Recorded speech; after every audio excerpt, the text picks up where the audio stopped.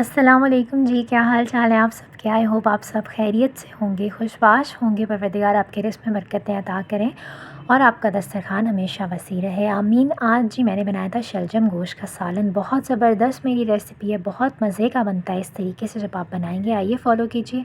3/4 cup मैंने oil लिया था, ठीक है। उसके अंदर मैंने 3 मीडियम साइज़ की प्याज थी जिनको स्लाइसिस में कट करके डाल दिया था। अब इनको हमने इतना फ्राई करना है कि हमारे पास एक प्यारा सा गोल्डन ब्राउन सा कलर आ जाए। गोल्डन ब्राउन कलर आ गया था, दैन मैंने इसमें 1 टीस्पून ज़ीरा ऐड कर दिया था। ज़ीरा ऐड करके आपने इसको 30 टू 35 सेकंड्स के लिए सौते करना है।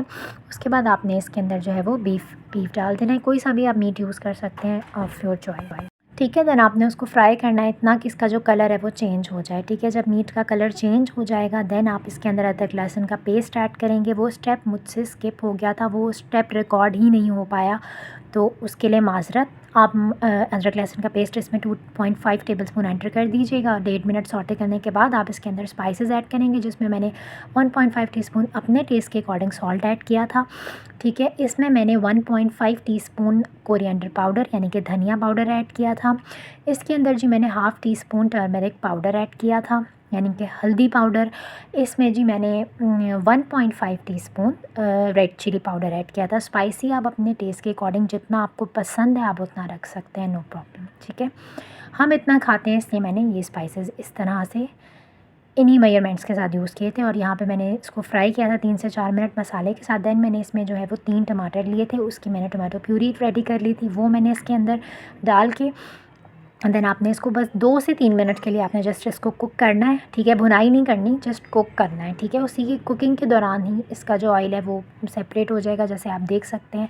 उसके बाद आप इसके अंदर जो है वो पानी ऐड कर देंगे, ठीक है। पानी आप इतना ऐड करेंगे ऑब्वियसली कि जो आपके पास मीट है वो 90% आपका कुक हो जाए। यहाँ पे जी मैंने शलजम ले लिए थे जिनको मैंने ऐसे राउंड में कट कर लिया था, और इसके ऊपर मैंने जो है वो हाफ़ टी स्पून हल्दी पाउडर लगाया था। इसके ऊपर इसलिए लगाया था ताकि इसका जो कड़वापन होता है वो ख़त्म हो जाए, ठीक है। ये स्टेप आप करेंगे, इसको आप रखेंगे आधे घंटे के लिए सब पे अच्छी तरीके से लगा के। आधे घंटे बाद आप इसको अच्छे से वॉश कर लेंगे, वॉश करके इसका पानी स्ट्रेन करके आप इसको फ्राई कर लेंगे इस तरह से, ठीक है। फ्राई आपने इसको इतना करना है कि आपके पास इन शलजम के ऊपर जो है वो एक लाइट गोल्डन सा कलर आ जाएगा।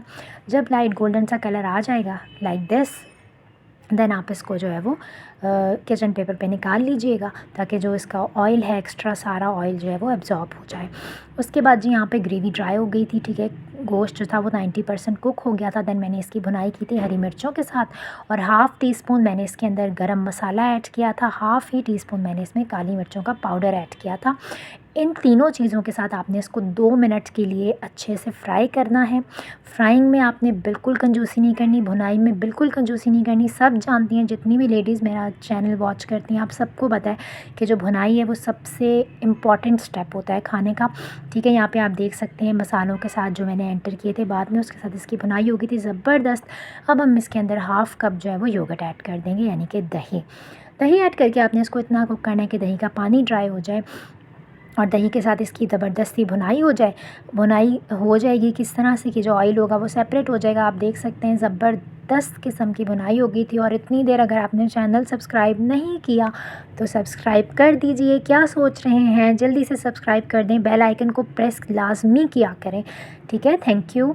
और यहाँ पे मैंने शलजम जो थे फ्राई किए हुए वो इसके अंदर डाल दिए थे। अब शलजम डाल के आपने इसको इतना ज़्यादा नहीं हिलाना, चमचे से इतना ज़्यादा आप इसको मिक्स नहीं करना आपने, क्योंकि ये ऑलरेडी सॉफ्ट हुए हुए हैं, फ्राई हुए हुए हैं, और गोश्त भी हमारा जो है वो ऑलमोस्ट क्या बल्कि तक डन ही समझा आप, ठीक है। उसके साथ आपने बस 1 मिनट के लिए शलजम के साथ आपने इसको कुक करना है इस तरह से, और उसके बाद आपने इसमें पानी ऐड कर देना है। जितनी सालन की ग्रेवी आप रखना चाहते हैं, जितनी कंसिस्टेंसी आप रखना चाहते हैं। कुछ लोगों को थिक पसंद होता है, कुछ लोग जो है वो शोरबा ज़्यादा पसंद करते हैं, ठीक है। मैंने इसमें मीडियम सा पानी डाल के और मीडियम सी मैंने ग्रेवी बना ली थी इसकी, ठीक है। बहुत ज़बरदस्त ये बनकर तैयार होता है, ट्रस्ट में आप बनाएं एक बार, फिर लोग आपसे रेसिपी पूछ के आपका दिमाग खा जाएंगे। आप बस आपने उन्हें फिर कहना है कि जाएं जी यमीलिशियस कुकिंग विद नूरुन्नन को सब्सक्राइब कर लें और वहाँ से आपको सारी रेसिपीज़ मिल जाएंगी। सही है, आपका काम भी हो जाएगा और मेरा काम भी हो जाएगा, सही है। तो इस तरह से आपने इसके ऊपर जो है वो धनिया स्प्रिंकल कर दिया। धनिया स्प्रिंकल करके आप फ्लेम को ऑफ़ कर देंगे और ये लीजिए जी ज़बरदस्त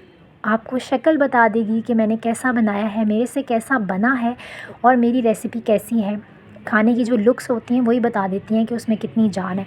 तो अपना ख़्याल रखिएगा, मुझे दुआओं में याद रखिएगा। इंशाल्लाह जल्द मिलेंगे। अल्लाह हाफ़िज़।